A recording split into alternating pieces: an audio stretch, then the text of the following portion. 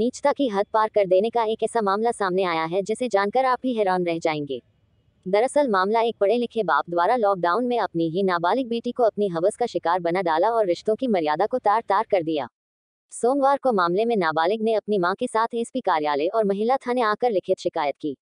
दरअसल मामले का खुलासा तब हुआ जब उज्जैन के विवेकानंद कॉलोनी में पिछले 3 महीने से अपने पिता के घर रह रही रीना ने मुंबई में एक मल्टीनेशनल कंपनी में वाइस प्रेसिडेंट के पद पर कार्यरत पति का फोन आने पर वापस मुंबई जाने की तैयारी शुरू कर दी।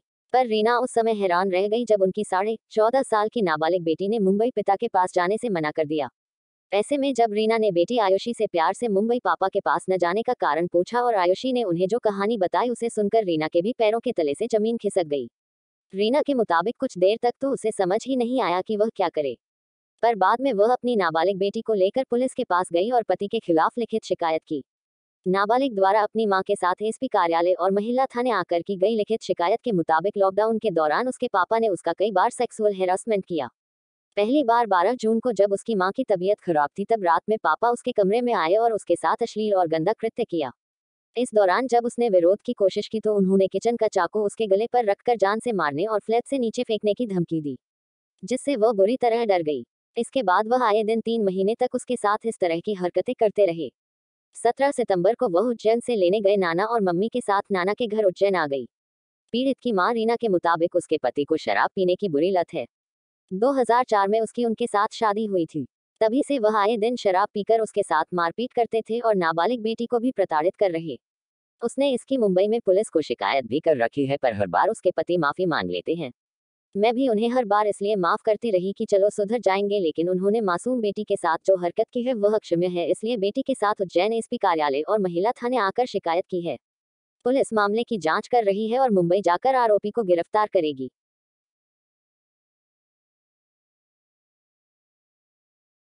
मेरी शादी को 16 साल हो गए और शुरू से ही मेरे पति ने मुझे मारपीट, गाली और बहुत उनका रवैया हिंसात्मक था, लेकिन वो सब मैं सहन करती रही कि उनको समझाइश की, लेकिन वो नहीं सुधरे। लेकिन फिर भी मैंने कुछ रिपोर्ट की पुलिस में। 2 बार मैंने रिपोर्ट करी है पुलिस में मुंबई में, और वो मेरी बेटी के साथ भी उनका व्यवहार अच्छा नहीं था। उसके साथ भी वो मारपीट, गाली सब कुछ मतलब खराब व्यवहार करते थे, कभी बेटी की तरह उसको ट्रीट नहीं करते थे। लेकिन मेरी तबीयत बहुत ज़्यादा ख़राब हो गई तो मैंने अपने पापा को फ़ोन करा और मैंने बुलाया उनको और कहा कि मुझे लेने आ जाओ, क्योंकि मेरी तबीयत बहुत ख़राब हो गई और मेरी बेटी भी बहुत तनाव में थी उस समय। तो फिर मैं अपने पापा को बुलाया तो पापा गाड़ी लेकर आ गए। तो मैं 17 सितंबर को अपने पापा के घर आ गई। तो मेरे हस्बैंड मुझ पर वहाँ वापस आने का, मुंबई आने का दबाव डाल रहे थे। तो मैंने सोचा कि मतलब मैं तो एक बार जाकर देख लेती हूँ, उनका व्यवहार अगर सुधर जाए तो मैंने पैकिंग करनी शुरू करी। तो मेरी बेटी ने जब सुना कि हम लोग वापस जा रहे हैं तो मेरी बेटी ने साफ मना कर दिया और वो जाके उसने अपने यहाँ पे बेडरूम में दरवाज़ा बंद कर लिया अपने आप को। तो मैंने बहुत कोशिश की कि बेटा क्या हुआ बता मुझे, लेकिन वो कुछ बोली नहीं। फिर मैंने उसको प्यार से मैंने दरवाज़ा खुलवाया और उसको अपने मतलब कॉन्फिडेंस में लेने की कोशिश की कि बेटा क्या हुआ।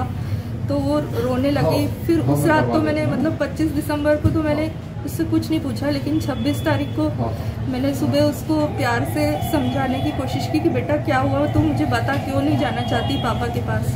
तो उसने मुझे बताया कि पापा उसके साथ बहुत मतलब गंदी हरकतें करते थे और उसको गलत जगह पर छूते थे और उसके साथ शारीरिक संबंध बनाने की कोशिश की।